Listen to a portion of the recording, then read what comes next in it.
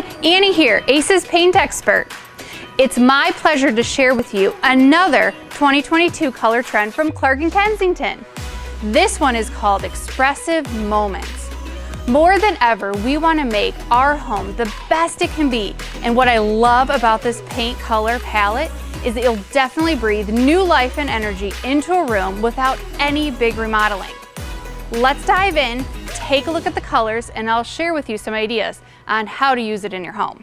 Let's start with the colors. The Expressive Moments palette is made up of these 5 beautiful colors: Sea Life, Honey Sweet, Floating Hyacinth, Designer White, and Heirloom China. These colors were carefully picked to make you feel joyful, carefree, and bring out some of that untapped inspiration. The best part of this collection is that it can be used in numerous spaces. Here we show them together in a home office. After the last few years of spending so much time in your home office, this is a perfect set of colors to give your office space new energy. The main wall color is a very deep dark blue, which provides a great foundation for these bold colors. The cheerful purple hue works so well with that warm bronze color.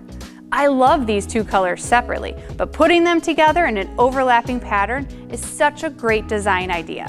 It's so unique and gives this office a fun and playful look.